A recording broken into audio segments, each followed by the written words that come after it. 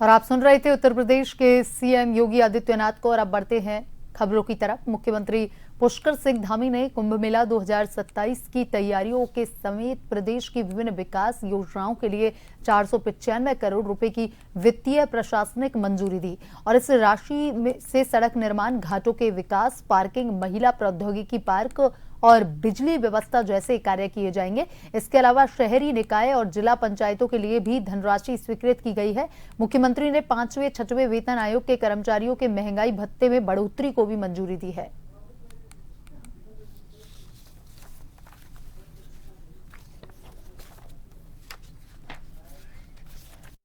Multiple departments के जो rule हैं, स्पेशली पुलिस का जो रूल है ट्रैफिक मैनेजमेंट को, और हमारे जो कावड़िया आते हैं उनको बिना किसी असुविधा के नीलकंठ जी के दर्शन किए जाने के लिए जो सुविधाएं दी जानी, तो उससे रिलेटेड पुलिस का या कंसर्निंग जो हमारे जोनल मैजिस्ट्रेट, सेक्टर मैजिस्ट्रेट हैं, क्योंकि 4 जोन जो बनाए गए हैं और 9 सेक्टर मैजिस्ट्रेट्स को डिप्लॉय किया गया है।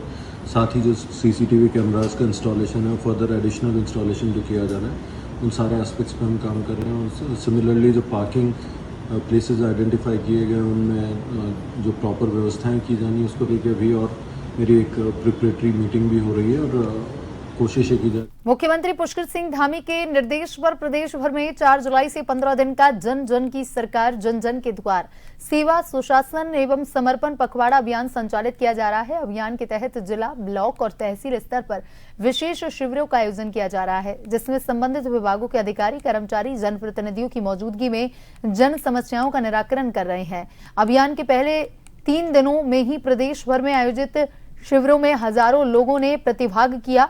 इन शिविरों में लाभार्थियों को विभिन्न कल्याणकारी योजनाओं के चेक के साथ ही स्वास्थ्य परीक्षण के बाद चिकित्सा उपकरण भी वितरित किए जा रहे हैं।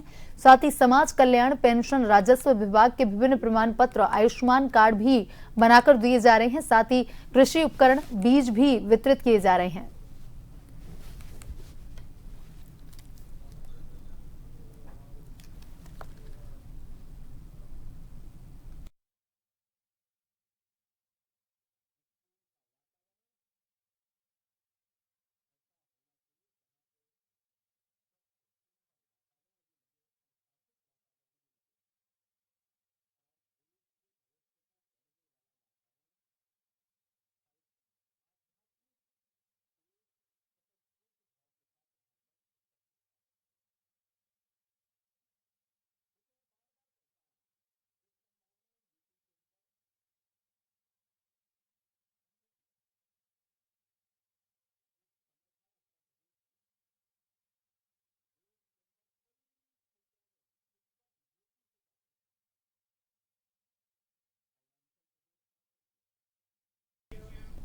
मुख्यमंत्री पुष्कर सिंह धामी के निर्देश पर 4 से 18 जुलाई तक संचालित सेवा पखवाड़ा अभियान के अंतर्गत जन जन की सरकार, जन जन के द्वार कार्यक्रम के तहत खूना बोरा में जन समस्या निवारण एवं बहुउद्देशीय शिविर का आयोजन किया गया। शिविर की अध्यक्षता जिलाधिकारी मनीष कुमार ने की, जबकि दर्जा राज्य मंत्री हेमा जोशी सहित अन्य गणमान्यों ने विशिष्ट अतिथि के रूप में प्रतिभाग किया।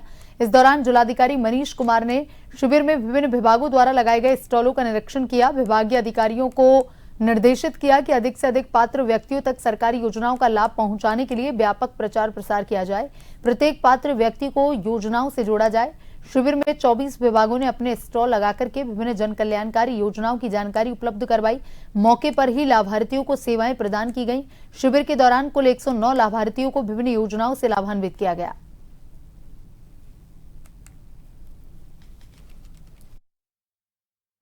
हमारे 24 विभाग हैं, उन सभी ने अपने अपने स्टॉल्स लगाए हैं और इसका मुख्य मोटो यही है कि हमारे जो दूरस्थ और हमारे जो रिमोट है, गांव है, जो ऐसे लोग हैं जो मुख्यालय या तहसील या ब्लॉक कार्यालय नहीं आ सकते हैं, वहाँ तक प्रशासन के बीच पहुँचे और जो लाभार्थी परक योजनाएँ हैं, लाभ है, इसमें चिकित्सकीय लाभ है, प्रमाण पत्र का है, खाता खतौनी में नाम का इंदराज करने का है, इन सभी चीज़ों पे कार्रवाई करके, प्रभावी कार्रवाई करके जो शासकीय योजनाएं हैं, सरकारी योजनाएं हैं, उनका लाभ आम जन तक ससमय जो है उसको पहुँचाया जाए। उसी क्रम में आज हम लोगों ने खूना बोरा में ये कैंप जो है वो लगाया हुआ है। सरकार के लगभग 24 विभागों के एक साथ एक ही विंडो पर, एक ही जगह पर समाधान हो रहे हैं और आज हमारे खूना बोरा के राजकीय हाई स्कूल में यह कार्यक्रम हो रहा है और ऐसी बारिश के मौसम में भी जिलाधिकारी जी और समस्त अधिकारी समस्त विभागों के यहाँ पर पहुँचे हुए हैं। और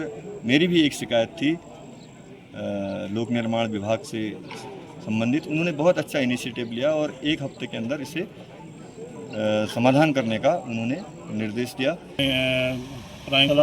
खुनापुरा में जो हमारा कैंप जन जन की सरकार जन जन के द्वार कार्यक्रम के तहत आज जिलाधिकारी महोदय ने यहाँ पर काफ़ी समस्याओं का यहाँ पर स्थलीय निराकरण किया गया।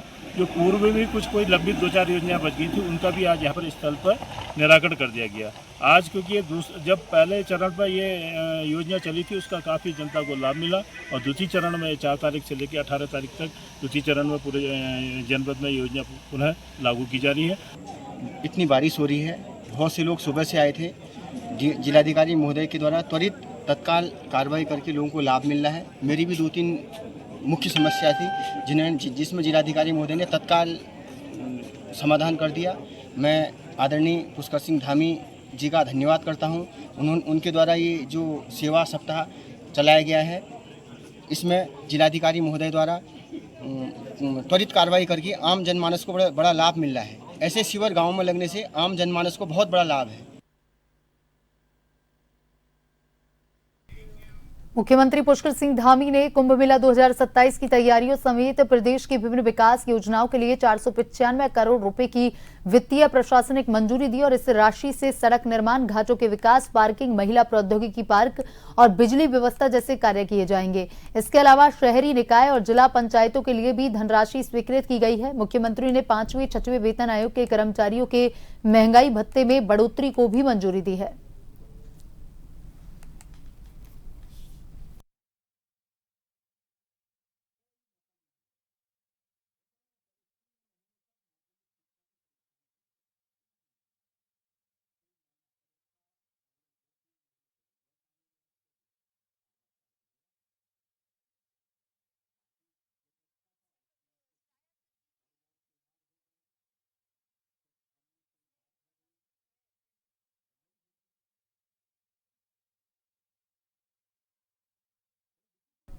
श्री बद्रीनाथ केदारनाथ मंदिर समिति के अध्यक्ष कार्यालय में तैनात व्यक्तिगत सहायक प्रमोद नोटियाल के खिलाफ चढ़ावे से जुड़ी कथित वित्तीय अनियमितताओं के मामले में थाना बद्रीनाथ में एफआईआर दर्ज की गई है। बीकेटीसी की शिकायत पर वीएनएस की धारा 306 और 316 के तहत मुकदमा दर्ज कर पुलिस ने जांच शुरू कर दी है। इससे पहले बीकेटीसी ने प्रारंभिक जांच के आधार पर 7 जुलाई को प्रमोद नोटियाल को निलंबित कर दिया था।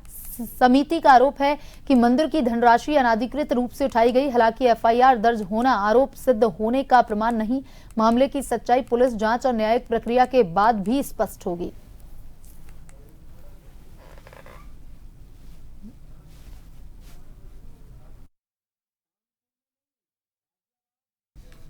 उत्तराखंड सरकार ने मुख्यमंत्री पुष्कर सिंह धामी के निर्देश पर श्री बद्रीनाथ धाम से दान चढ़ावे से जुड़ी कथित अनियमितताओं की जांच के लिए 3 सदस्यीय उच्च स्तरीय समिति का गठन किया। गढ़वाल मंडल आयुक्त समिति के अध्यक्ष होंगे, जबकि एनएचएम के प्रबंध निदेशक संदीप तिवारी और स्वास्थ्य विभाग के निदेशक जगत सिंह चौहान सदस्य बनाए गए हैं। समिति को 15 दिनों के भीतर अपनी जांच रिपोर्ट और सिफारिशें सरकार को सौंपने के निर्देश दिए गए हैं।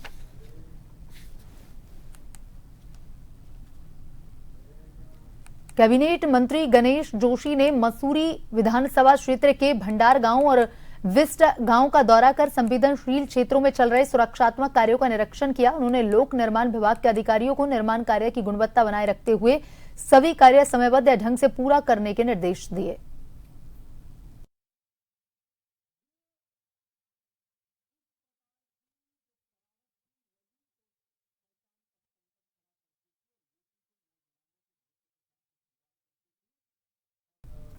सैनिक कल्याण मंत्री गणेश जोशी ने कारगिल विजय दिवस की तैयारियों को लेकर के सैनिक कल्याण निदेशालय में समीक्षा बैठक की। उन्होंने अधिकारियों को सभी कार्यक्रम समयबद्ध, गरिमापूर्ण और सुव्यवस्थित ढंग से आयोजित करने के निर्देश दिए।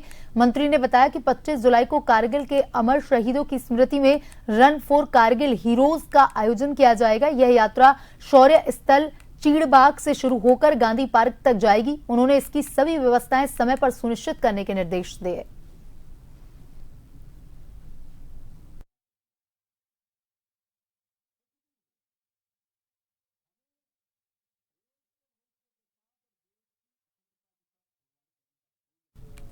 उत्तराखंड के मुख्य सचिव आनंद बर्धन ने वीडियो कॉन्फ्रेंसिंग के जरिए सभी जिलाधिकारियों के साथ समीक्षा बैठक की।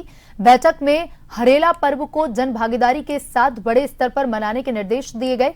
स्कूलों, ग्राम पंचायतों, स्वयंसेवी संस्थाओं को अभियान से जोड़ने पर जोर दिया गया। वहीं क्लस्टर विद्यालयों की प्रगति की समीक्षा करते हुए छात्रों के लिए यातायात सुविधा जल्द उपलब्ध करवाने के निर्देश दिए ताकि बेहतर शिक्षा सुविधा समय पर सुनिश्चित की जा सके।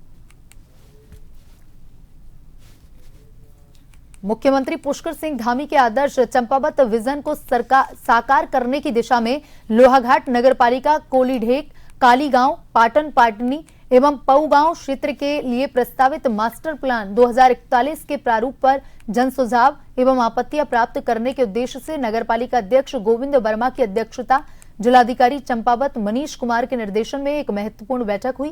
बैठक में क्षेत्र के सुनियोजित एवं संतुलित विकास को लेकर विस्तृत चर्चा की गई और इस अवसर पर जिलाधिकारी मनीष कुमार ने कहा कि मास्टर प्लान का उद्देश्य पूरे क्षेत्र का योजनाबद्ध विकास सुनिश्चित करना है।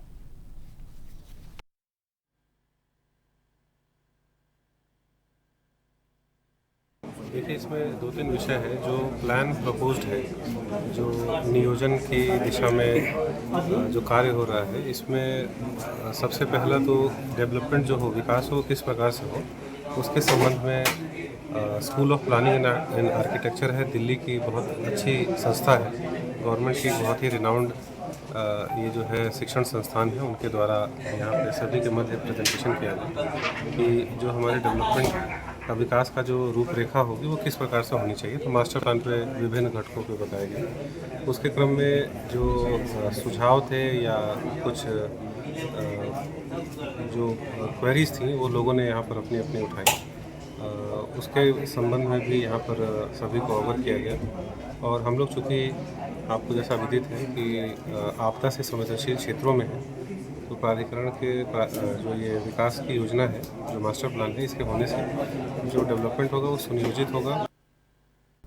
रामनगर के पीरुमदारा क्षेत्र में राष्ट्रीय राजमार्ग NH 309 4 लेन परियोजना के लिए भूमि अधिग्रहण और मुआवजा प्रक्रिया को लेकर स्थानीय लोगों का विरोध तेज हो गया है। क्षेत्रीय विधायक दीवान सिंह बिष्ट ने प्रभावित कारोबारियों और ग्रामीणों से मुलाकात कर उनकी समस्याएं सुनी और भरोसा दिलाया कि प्रत्येक प्रभावित व्यक्ति को उसकी अधिग्रहित भूमि और मुआवजे का पूरा विवरण उपलब्ध करवाया जाएगा।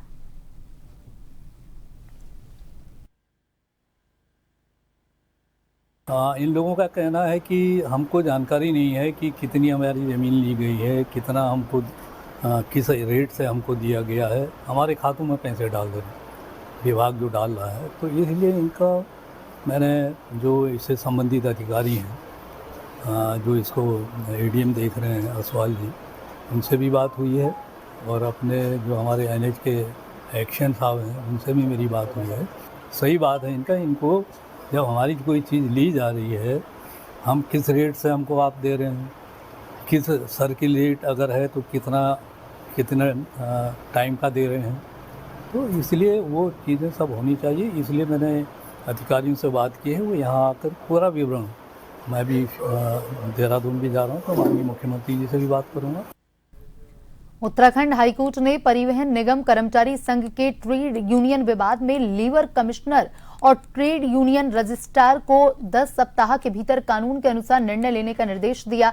कोर्ट ने कहा कि ट्रेड यूनियन के मामलों में हस्तक्षेप का अधिकार केवल लेबर कमिश्नर या रजिस्ट्रार को है, निगम के अधिकारियों को नहीं। अदालत ने दोनों पक्षों को सुनकर नियमों के अनुरूप फैसला लेने को कहा। उत्तराखंड हाईकोर्ट ने वर्ष 2014 के विकासनगर हत्या और फिरौती मामले में निचली अदालत द्वारा 3 आरोपियों को सुनाई गई उम्र कैद समेत सभी सजाएं रद्द कर दी हैं। अदालत ने कहा कि अभियोजन पक्ष आरोप साबित करने में पूरी तरह विफल रहा और केवल संदेह एपोस्ट साक्ष्यों के आधार पर किसी को दोषी नहीं ठहराया जा सकता। हाईकोर्ट ने गवाहों के मुकरने और साक्ष्यों में गंभीर कमियों का हवाला देते हुए सभी आरोपियों को बरी कर दिया। रामनगर में देर रात तेज रफ्तार कार ने स्कूटी सवार युवक युवती समेत कई वाहनों को टक्कर मार दी। हादसे में 4 लोग घायल हुए जबकि एक खोखा और 2 बाइक भी क्षतिग्रस्त हुई। सूचना पर पहुंची पुलिस ने कार सवार युवक युवती को हिरासत में लेकर मेडिकल करवाया है। पीड़ितों ने दोनों पर नशे की हालत में वाहन चलाने का आरोप लगाया। पुलिस मामले की जांच कर आगे की कार्रवाई में जुटी।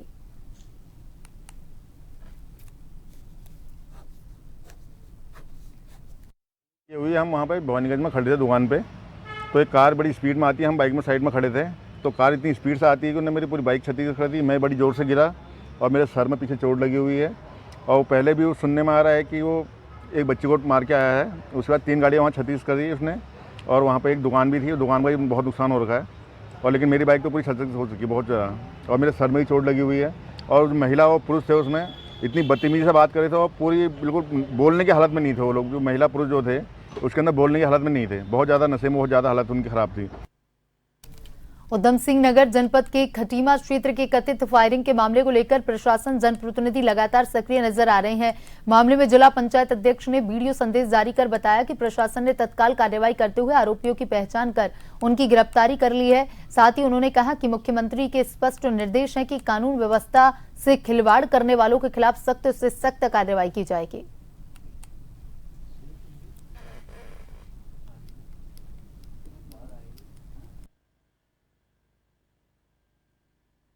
हमारे खटीमा ग्राम सभा बड़ी अंजनिया में विगत दिनों कुछ भूमाफिया सक्रिय होकर और हमारे वहाँ के भाई बंधु हैं दिनेश जोशी जी, उनके खेतों पे कब्जा करने का प्रयास किया और उनके साथ मारपीट भी की।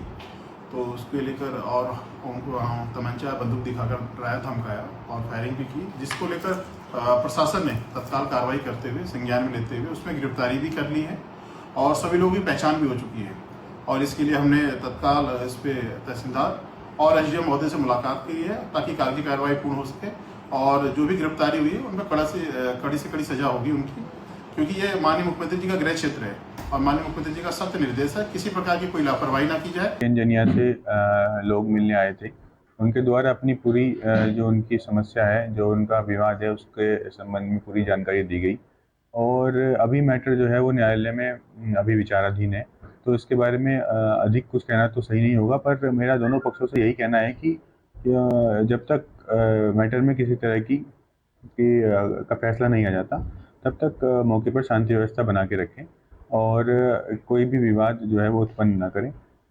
मौके पे पुलिस अपनी कार्रवाई कर रही है और दोनों पक्षों को शांति के लिए अपील की गई है। बड़ी क्षेत्र में हमें सूचना प्राप्त हुई कि ग्रामीणों द्वारा ये सूचना दी गई कुछ लोग उनके खेती करने वाले क्षेत्र में आए और वहाँ पर हल्ला गुल्ला किया और उनके कहे अनुसार वहाँ पर गोलीबारी, उनके द्वारा हवा में फायरिंग की गई या गोलीबारी वहाँ पर हुई। तो इस सूचना पर मौके पर पुलिस पहुंची और पुलिस के द्वारा तुरंत वहाँ पर पीड़ितों से करीब लेकर के मुकदमा पंजीकृत करा लिया। उत्तराखंड के भवाली में यौन शोषण के आरोपी नरेश पांडे मामले में पुलिस से बचने के लिए नरेश ने फिनाइल का सेवन किया। पुलिस उसे गंभीर हालत में नैनीताल के बीडी पांडे अस्पताल लेकर पहुंची। अस्पताल ने प्राथमिक उपचार के बाद नरेश को हल्द्वानी हायर सेंटर के लिए रेफर किया। नरेश ने अपने लाइव वीडियो में जहर पीने की बात भी कही थी।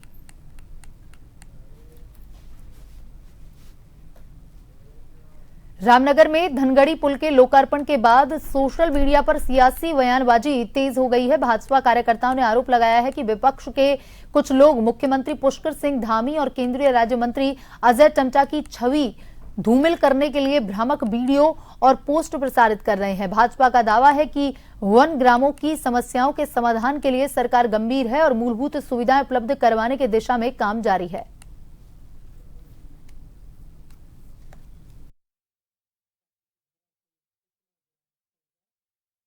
देखिए मनु भाई, जो सुंदरखाल वाला विषय है, सुंदरखाल वाले विषय में क्योंकि परसों माननीय मुख्यमंत्री जी ने जो है हमारे कुमाऊं और गढ़वाल को जोड़ने वाले मुख्य धनगढ़ी और पनौद नाले का पुल उसका जो लोकार्पण माननीय मुख्यमंत्री जी के द्वारा किया गया और ये दोनों ही पुल इतने महत्वपूर्ण पुल थे रामनगर विधानसभा के हिसाब से, क्योंकि इस पुल के कारण कई लोगों की जानें गई और कई लोगों की जाने के बाद काफ़ी समय से इस पुल का निर्माण कार्य रुका हुआ था और उसके बाद भी उसको पूरा किया गया, क्योंकि बीच में हाथी कॉरिडोर का जो मामला आया कि हाथियों की जाने की वजह से पुल जो है थोड़ा नीचा हो गया है, फिर दोबारा से उसकी स्वीकृति हुई और दोबारा से फिर उसको ऊंचा करके बनाया गया। आज वो पुल एक रामनगर विधानसभा के लिए नहीं बल्कि कुमाऊं और गढ़वाल के लिए एक ऐतिहासिक उपलब्धि के रूप में है। और उस पुल के बनने के बाद जहां लोगों को लगता था कि सरकार द्वारा जो है इस पुल का कार्य पता नहीं कब तक किया जाएगा, लेकिन भारतीय जनता पार्टी की सरकार ने माननीय मुख्यमंत्री जी के अथक प्रयासों से इस पुल का कार्य बहुत तेज़ी से हुआ और परसों 5 तारीख को इस पुल का लोकार्पण भी कर दिया गया है। आगामी 30 जुलाई से शुरू होने वाले ऐतिहासिक कावड़ मेला 2026 की तैयारियों को लेकर जिलाधिकारी डॉक्टर आशीष चौहान ने सभी संबंधित विभागों के साथ समीक्षा बैठक की। उन्होंने निर्देश दिए कि मेले से जुड़ी सभी तैयारियां हर हाल में 25 जुलाई तक पूरी कर ली जाएं। लापरवाही बरतने वाले अधिकारियों के खिलाफ सख्त कार्रवाई की जाएगी। प्रशासन के अनुसार कावड़ मेला 30 जुलाई से 11 अगस्त तक चलेगा। 31 जुलाई से 4 अगस्त तक पीक अवधि रहेगी, जबकि 8 से 11 अगस्त तक डाक कावड़ का संचालन होगा। 11 अगस्त को शिवालयों में जलाभिषेक किया जाएगा। सुरक्षा व्यवस्था के लिए कावड़ मार्ग को 4 जोन और 13 सेक्टरों में विभाजित किया गया है। मल्टीपल डिपार्टमेंट्स के जो रूल हैं, स्पेशली पुलिस का जो रूल है ट्रैफिक मैनेजमेंट को, और हमारे जो कावड़िया आते हैं उनको बिना किसी असुविधा के नीलकंठ जी के दर्शन किए जाने के लिए जो सुविधाएं दी जानी, तो उससे रिलेटेड पुलिस का या कंसर्निंग जो हमारे जोनल मैजिस्ट्रेट, सेक्टर मैजिस्ट्रेट हैं, क्योंकि 4 जोन जो बनाए गए हैं और 9 सेक्टर मैजिस्ट्रेट्स को डिप्लॉय किया गया है। साथ ही जो CCTV कैमरास का इंस्टॉलेशन है, फर्दर एडिशनल इंस्टॉलेशन जो किया जाना है, उन सारे एस्पेक्ट्स पे हम काम कर रहे हैं। और सिमिलरली जो पार्किंग प्लेसेस आइडेंटिफाई किए गए उनमें जो प्रॉपर व्यवस्थाएं की जानी उसको लेकर भी और मेरी एक प्रिपरेटरी मीटिंग भी हो रही है, और कोशिश ये की जा रही है कि जो फैसिलिटीज़ दी जानी है बेटर तरीके से इंश्योर किया जाए। बुलेटिन में अभी तक के लिए इतना ही। बने रहिए जन टीवी के साथ। नमस्कार।